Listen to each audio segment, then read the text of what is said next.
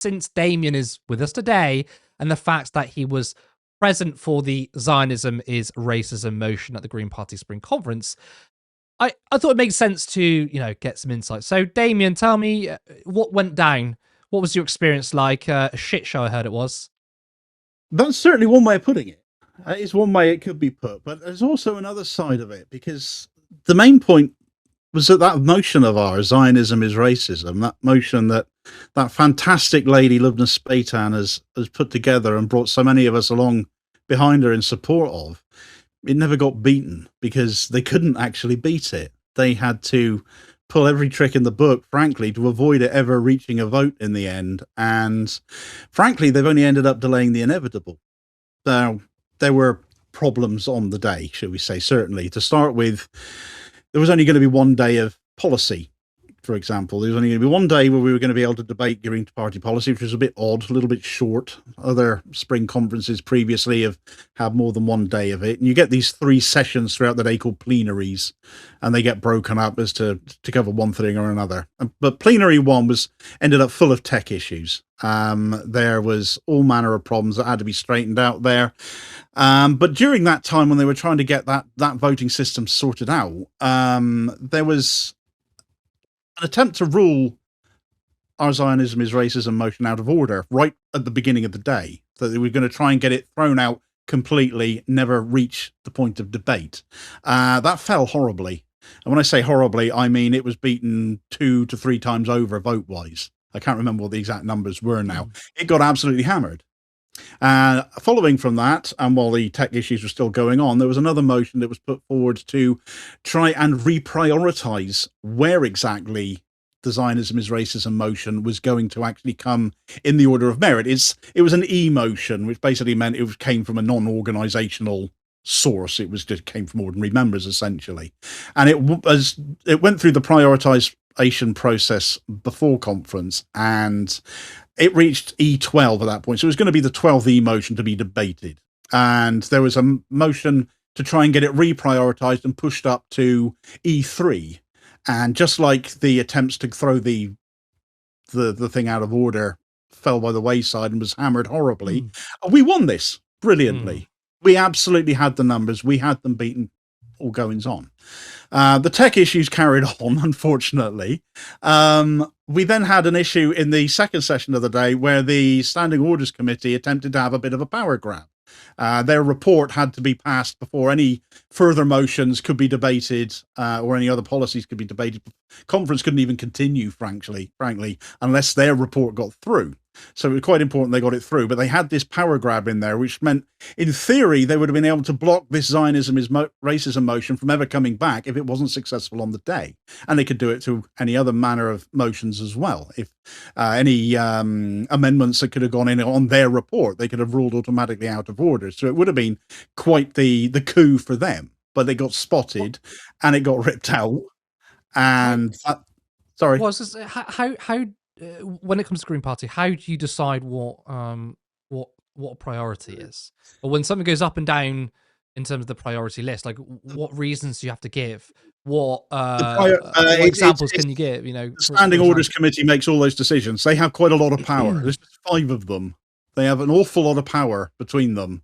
I personally think it needs to be expanded beyond 5 people to make these decisions, because even on top of that, they wanted to make sure that any decisions that they made going forwards, broadly speaking, couldn't be interfered with or amended, or they'd be able to rule them out of order if they could. That got prevented. They got basically there was a bit of a hoo-ha for a while where the chair tried to end conference at one point to stop, because nobody would pass this motion, this report. They wouldn't go through. In the end, they stripped out the bits that were contentious and put the rest through, and of course then it passed. So they got caught out for what they were trying to do. It was pretty much 5 or 6 hours before we were able to start voting on anything using the electronic voting platform that we had to use. So finally, by the very last session of the day, we could finally start looking at some policy motions. Now, the third session was set aside for C and E motions. So they were motions that had been brought by organizational bodies within the Green Party, And the E ones, as I said a minute ago, they were non-organizational ones. So the C ones are typically treated as more important. But we had a vote at the start, and it passed, because we had the numbers again, to alternate one C motion with one E motion. So it should have gone CE throughout the rest of that session. Seems fair, I guess, that way. It would have brought our motion forward by one. Yeah. Going along that way. And it started out that way. We heard motion C1, and then it went to E1. And then we went to C2 and had a break in the middle of that one because there was an amendment. So the amendment vote was done. And then we waited we had a break, and the rest of it was coming back. But when we came back, they set aside the decision to alternate. And in the end, from that point onwards, we had to hear all the remaining C motions first. There was only 3 more of them. But it wasn't what got voted through, and we never have had we've never had a clear explanation as to why that was. Right. So, but whose decision was to change from the alternative from C to E to just straight Cs? I can only assume it was the SOC. Okay. I can only assume it was their decision to do that. I really can't think of anybody else who would have had the power to do that. But we've not had an explanation as to why that happened. So we got onto E2 eventually, and we had about an hour left of the conference at that point, only having that one day. And at that point, a no confidence vote in the chair got called. So that ended up wasting 5 minutes while that was sorted out. Confidence in the chair was voted through. They were restored. We then voted to extend that session by another 15 minutes, which you're able to do under Green Party policy. And of course, because we had the numbers, we won that vote. It got extended by 15 minutes. And then another no confidence vote came in. And again, we went through that same rigmarole of we gained 15 minutes, but then lost 5 minutes of it again.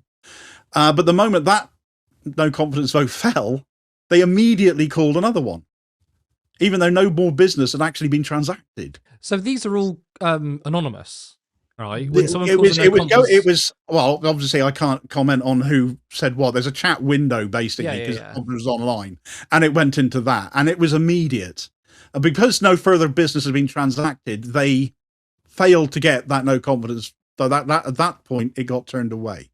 But by that point, we literally had 5 minutes, 6 minutes left of the session. It was enough time for Lubna Spaitan to basically make a phenomenal and heart-rending speech.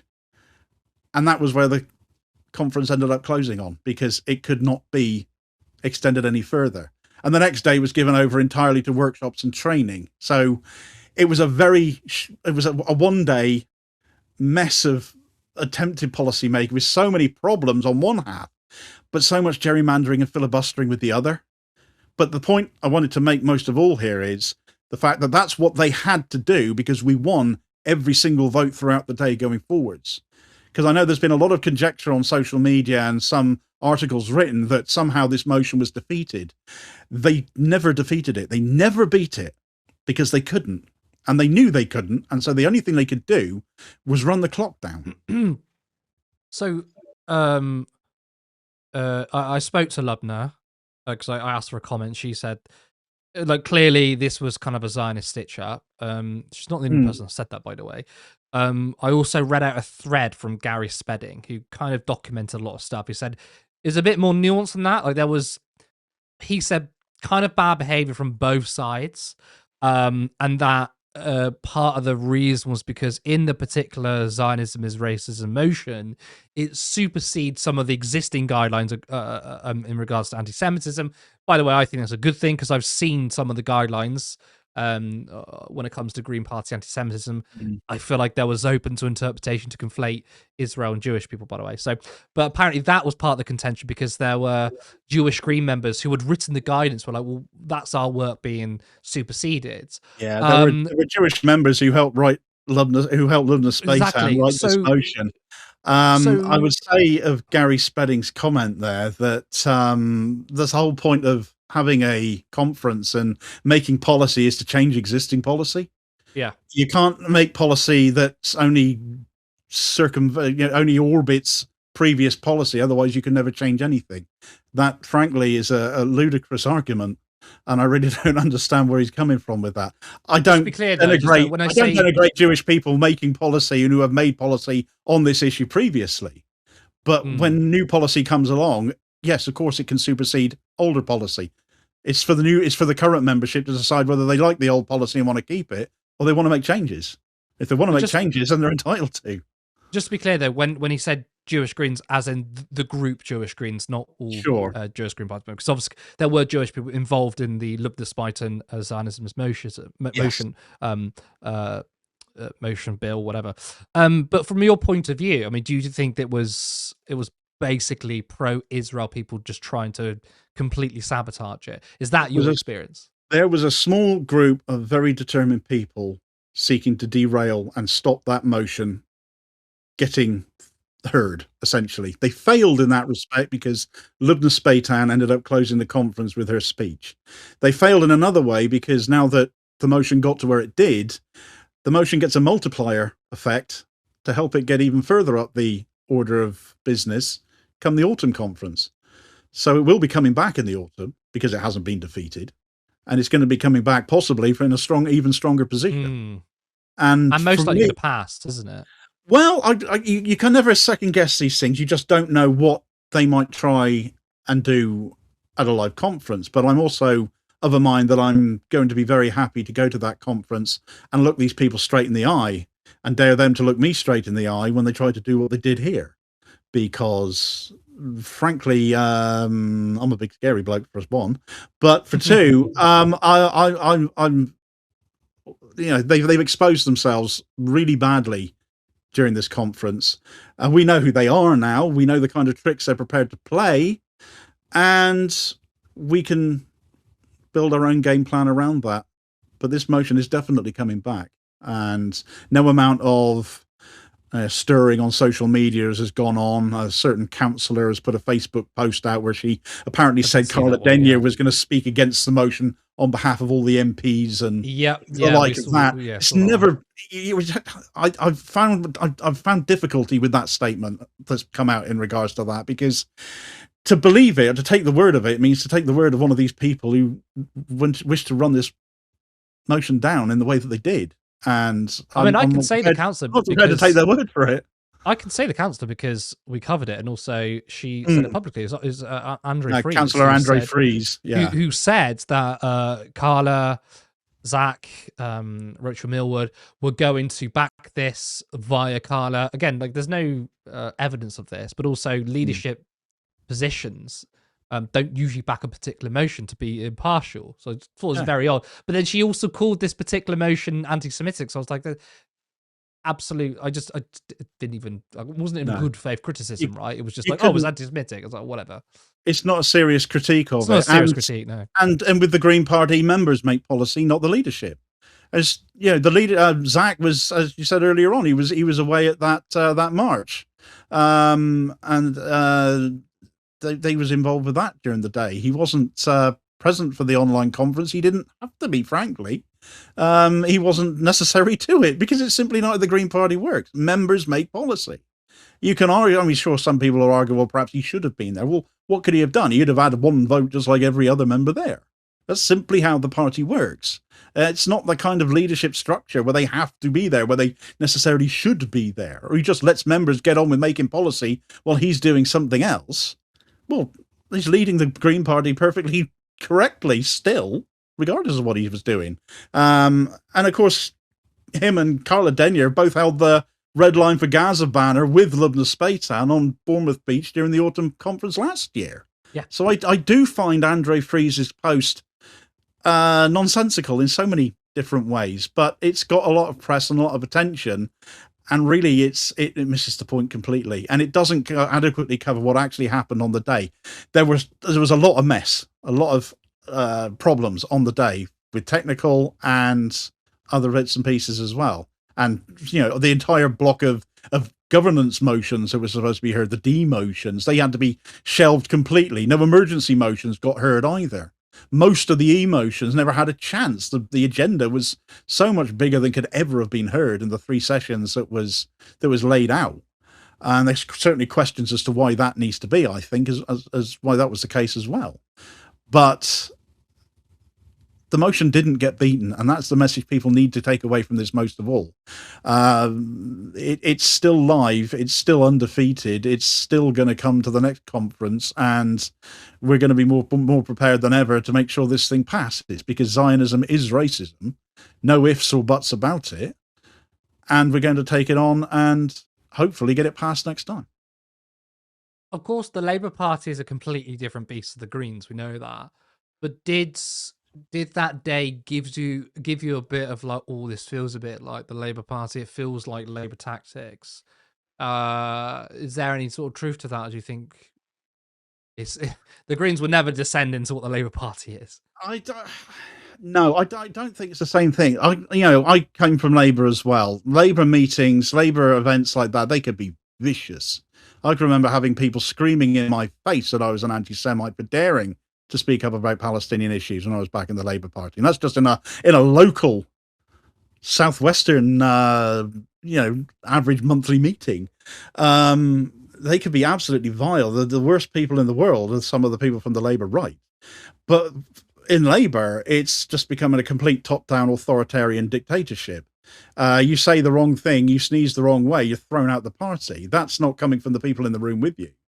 That's not mischief making from a couple of people who are opposed to your political beliefs over a given thing or not. That's, leadership from on high saying you're the wrong sort of person. We don't want you in this party. If you're not going to jump or say how high every time the leadership says jump, we don't want you here. We want a nice compliant group of empty suits, Keir Starmer drones, if you like, because that's all we want in this party these days.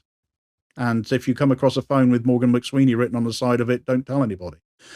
That's basically the defining trait for what is left of this Labour Party, or what was the Labour Party, the lousy rump of a Labour Party that it is now.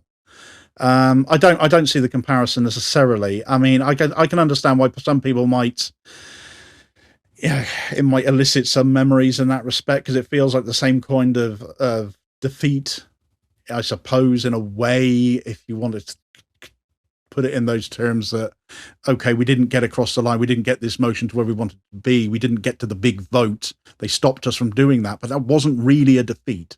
That was them resorting to the most desperate of tactics to stop the vote ever coming about, because it was a vote they know they were going to lose, because we had the numbers there, and it's the only way they could stop it was to run down the clock by calling votes of no confidence and just stymieing us at every turn they possibly could.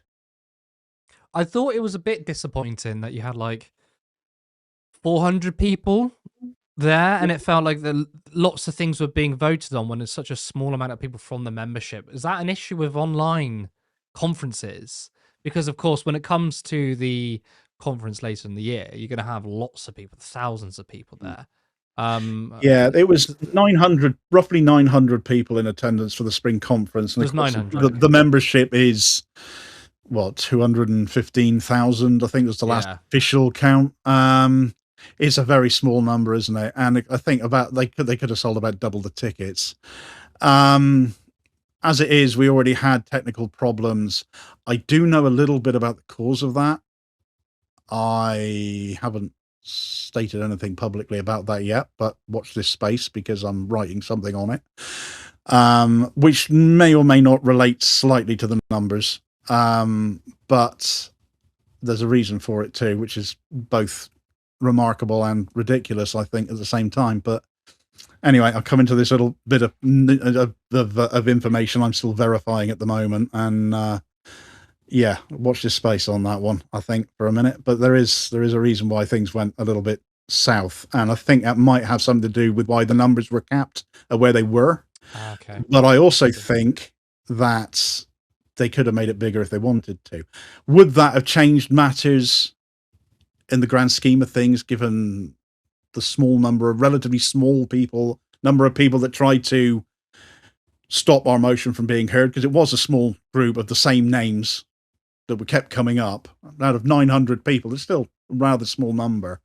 But who knows? We can conjecture till the cows come home. At the end of the day, you had only one day for all of this. There was a bit of a puzzlement as to why it had to fall on the same day as that Alliance march. Yeah. Because the Greens were involved in the steering group for that, so there was no need for the 2 days to clash at all. It's like they almost prioritized the training and the workshops over the policy making, which just seems a little bit bizarre. But again, a lot of the actions of the SOC came out with and seemed to expose themselves for doing on the day were also a bit bizarre to a lot of people. So yeah, sure, it was a bit of a mess of a day, but it was not the disaster that's being claimed by some, because of course not. it wasn't beaten.